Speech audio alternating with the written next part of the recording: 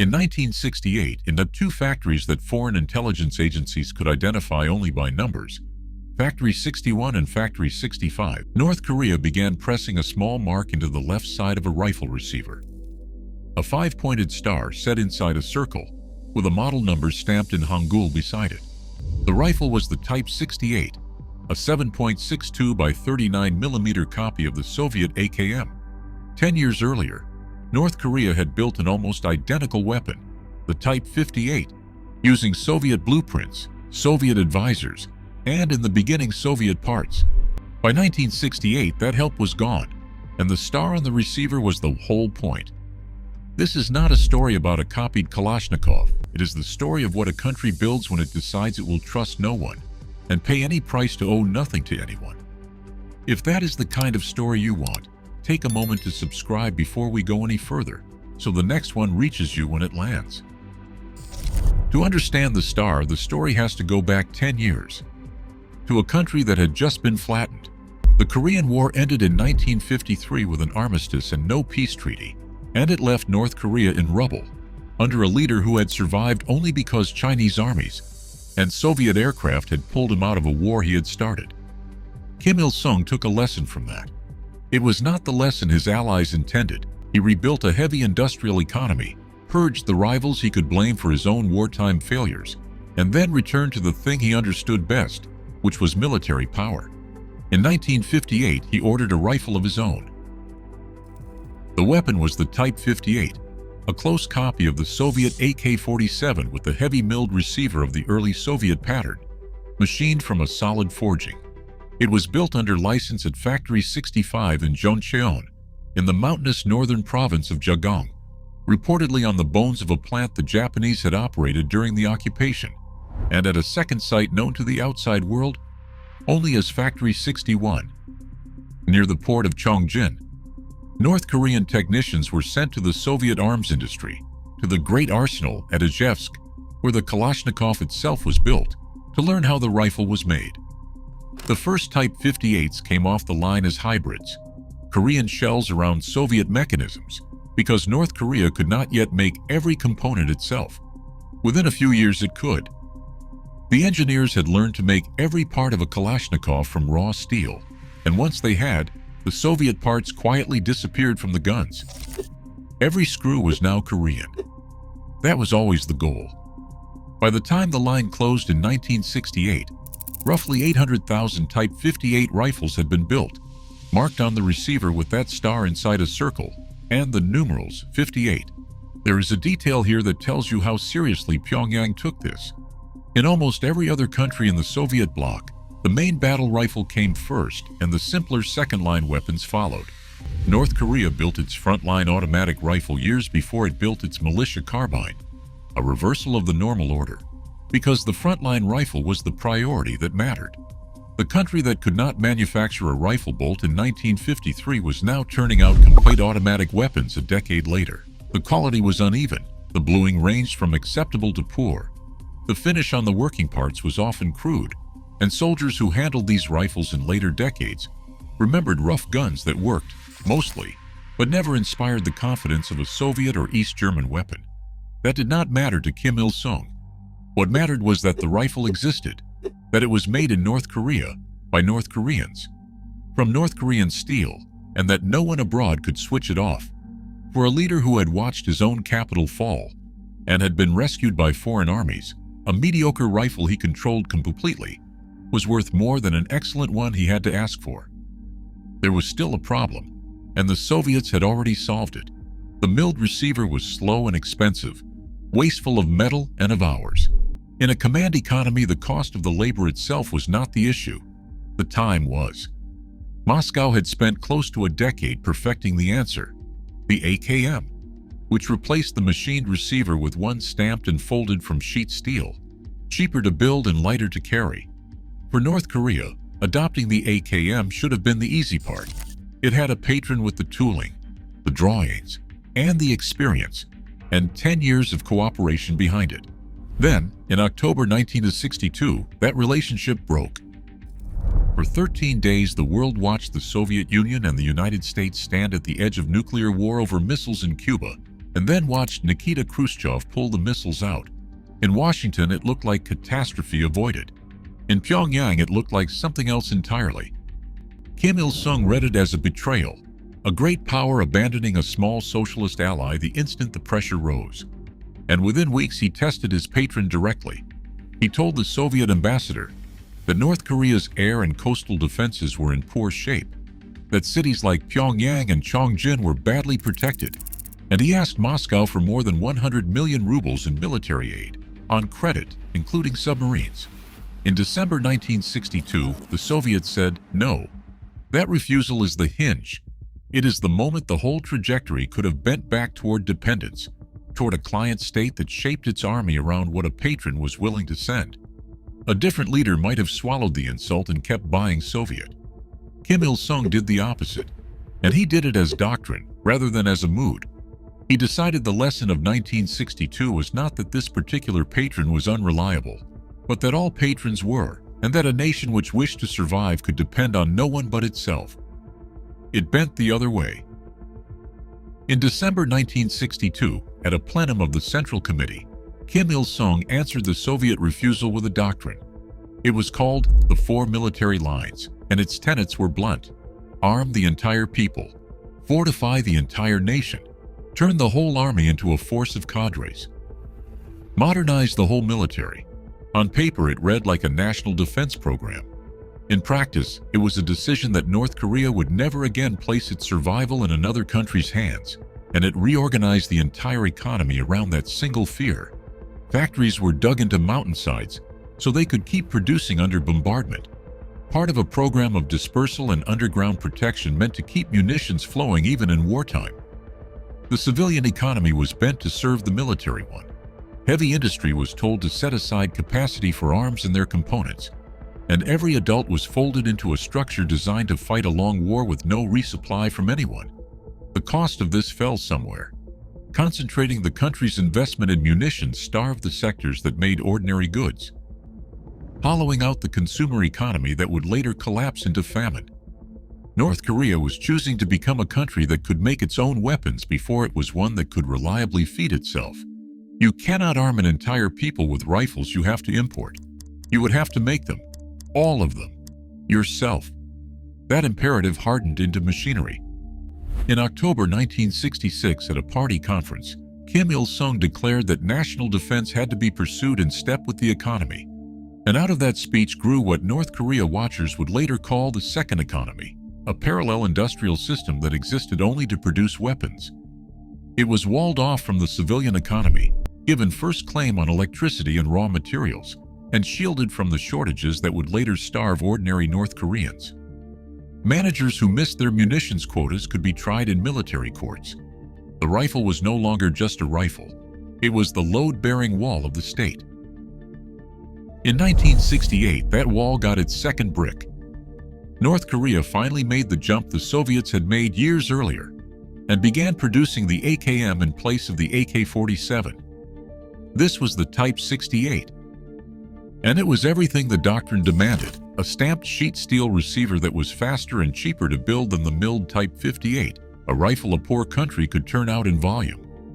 But it was built without Soviet advisors on the floor, without a patron's tooling, without anyone to correct the mistakes. And the mistakes are still visible in the metal, if you know where to look. The Type 68 has no rate reducer in its trigger group, the small mechanism that smooths an automatic weapon's fire. And it dispensed with the muzzle compensator that the Soviet AKM used to fight the rifle's tendency to climb. More strangely, it does not have the anti-bounce device found in most Kalashnikov variants, the part that keeps the bolt carrier from rebounding and causing a misfire. That omission is genuinely puzzling, because the anti-bounce mechanism is neither expensive nor difficult to make, and to this day, no one outside North Korea can say for certain why it was left out. The underfolding stock on one version was drilled full of holes to save weight, which also made it weaker. Parts often required fitting by hand, and yet the rifle was covered in small signs of a factory determined to do things its own way. A reinforcing rib was pressed into the trigger guard. A lightning cut was carved into the rear face of the front sight block. A sling loop was added to the gas block. The stock was cut from catalpa wood. Many of these features appear on no other AKM in the world. The private habits of an isolated workshop building a global design in a sealed room. On a great many rifles, the fire selector markings were simply stamped in the wrong location. The same careless error repeated across an entire national arsenal. This was a rifle built alone, and its solitude shows in every corner.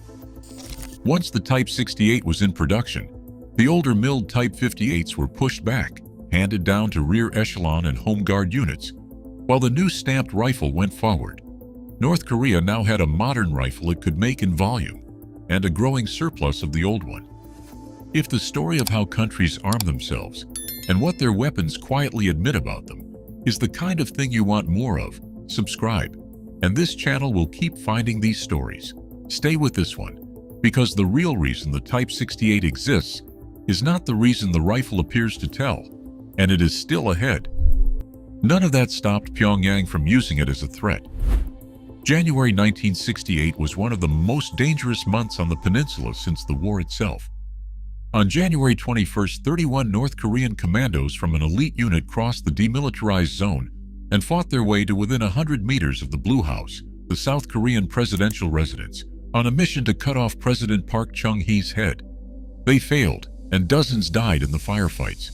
2 days later, on January 23rd, North Korean patrol boats seized the American Navy intelligence ship Pueblo off the coast and held its crew for 11 months. That ship is still held in Pyongyang today, tied up as a war trophy. The rifle and the regime that made it were announcing themselves in the same year, a country that would provoke 2 nuclear-armed adversaries in a single week, and had built the means to arm itself for whatever came next. The Type 68 was the domestic answer to a permanent sense of siege. Every one of those cut corners was a choice. So why would a country this obsessed with self-reliance build its own rifle to be second-rate? By the 1970s, the answer was taking institutional form. All the scattered offices and bureaus that had handled weapons production across the government were merged into a single body, the Second Economic Committee, which sat above the entire arms industry. It controlled design, it controlled manufacture, it controlled distribution, and it controlled the trade in weapons into and out of the country. It ran all of this through a structure of general bureaus and more than 130 arsenals, by some counts closer to 190 factories, headquartered in Kangdong outside Pyongyang. Its first general bureau handled exactly the category the Type 68 belonged to: light firearms and ammunition. Even nominally civilian factories were required to set aside space to build small arms and their parts under its supervision. This was the machine that turned self-reliance into an industry. And an industry has to sell something. The Type 68 became North Korea's export, and it traveled further than almost anyone at Factory 65 could have imagined. It went first to North Vietnam during the war, where American troops captured examples and shipped them home to study, because so little was known about what North Korea could actually build. From there, it spread across the globe. Wherever there was a client the West would not arm. It turned up with Marxist guerrillas in El Salvador and across Central America. It went to the Sandinista army in Nicaragua, complete with North Korean magazine pouches and slings. It surfaced during the 1983 American invasion of Grenada. In Peru, it was used so widely it earned a nickname, the AK Korea, the Korean AK. North Korea supplied Type 68s to Cuba free of charge, reportedly because the Soviet Union would not honor Cuba's own orders for rifles, a small revenge by proxy against the patron that had refused Kim in 1962. And in the 1980s, North Korea did the thing a patron does. It went to Ethiopia and set up a Type 68 production line, teaching another country to build the rifle the Soviets had once taught North Korea to build. The student had become the instructor. A weapon designed so that one country would need no one had become a product sold to everyone. Why would the most sealed nation on earth put its signature weapon into the hands of anyone who showed up with hard currency? Because the rifle was never only a weapon. It was money.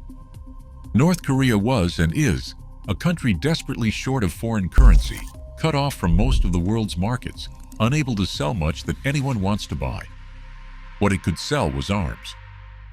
The same Second Economic Committee that designed and built the Type 68 also ran its export, folding foreign weapons sales into the same command structure that set production quotas at home. By some estimates, once those foreign sales are counted, North Korea's real military spending balloons far beyond its official budget. Weapons became one of the regime's most important sources of the hard currency it needed to survive. The rifle built to make North Korea independent was, in the end, one of the things keeping the lights on. And here is where the star on the receiver turns. To sell the Type 68 abroad, North Korea erased it. Researchers who have cataloged these rifles have found at least 4 distinct sets of markings on what is fundamentally the same gun. Weapons for the Korean People's Army kept the domestic Korean markings, but the export rifles were something else. Many left the country with blank receivers carrying no national emblem at all, marked only with a generic battle sight setting and a bare selector notch, an infinity symbol and a numeral. Others were stamped with selector markings copied from Romanian rifles, the letters S, A, and R, so that a buyer or an investigator would read the gun as Eastern European rather than Korean. Rifles sold to Arabic-speaking customers, most likely Syria, were marked in Arabic. The country that had insisted on stamping its own 5-pointed star into everything it made, precisely so that it would owe nothing to anyone, had discovered that the same rifle was worth the most when it carried no fingerprint of its origin at all.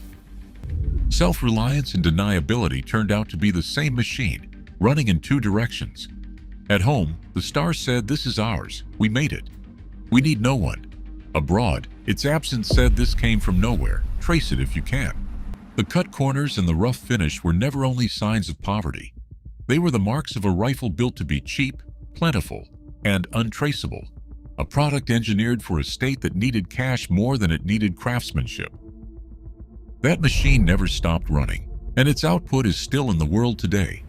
Investigators from Conflict Armament Research, an organization that traces weapons through active war zones, documented a significant number of Type 68 rifles among the arms seized during high-profile Islamic State prison break operations in northeast Syria. Rifles built in North Korea in the years after 1968, their origins deliberately obscured, had traveled across half a century and half the world to end up in the hands of one of the most feared organizations of the modern era. This is the erased markings paying off decades later. A rifle with no traceable origin does not stay where you sell it. It moves, and moves again, through every black market and proxy war. And the country that made it can always say the same thing, which is nothing. The export line that began in the jungles of Vietnam and the hills of Central America now runs through the wreckage of the Syrian civil war. The star was scrubbed off, exactly as intended, and the rifles kept moving. The self-reliance the Type 68 was built to prove has run into a stranger fate. In late 2024 and through 2025, North Korea sent soldiers abroad to fight for the first time in decades, deploying as many as 12,000 troops to Russia's Kursk region to help Moscow's war against Ukraine, with roughly 11,000 still stationed there at the start of 2026. It has poured weapons after them.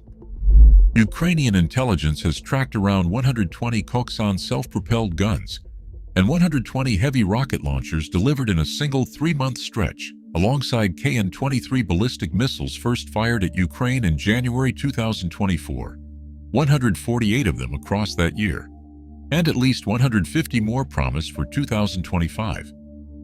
And, by many estimates, millions of artillery shells. The arms economy that started with a copied rifle is now larger and more consequential than at any point in its history, propping up not North Korea's independence, but another great power's invasion. And in return, Pyongyang is receiving what it has always wanted most: hard currency, combat experience, and Russian technical help to modernize its own weapons. And there is a final detail, the kind that closes a circle. The North Korean soldiers filmed in Russia are not carrying Type 68s. In the footage Moscow has released, they are training on modern Russian rifles, the AK-12, and on Russian shotguns rigged to knock drones out of the sky, handed to them by the patron they are fighting for. The country that built a rifle so that it would never again depend on anyone now sends its men to die in a foreign war, under a foreign command, holding a foreign gun. By South Korean and British intelligence estimates, that fighting has cost North Korea somewhere around 6,000 killed and wounded. The doctrine of trusting no one did not end in independence. It ended with a soldier from the most self-reliant nation on earth firing a weapon someone else built. The star was supposed to mean that North Korea would never owe anyone anything. Today it has been sanded off rifles smuggled into Syria, and it is nowhere to be found on the rifles North Korea's own soldiers carry into Russia. A mark meant to prove total independence has become, in both directions, a mark of everything the country could never quite escape. If you made it this far, leave a star in the comments so I know you stayed to the end, and if you haven't already, please subscribe. See you in the next one.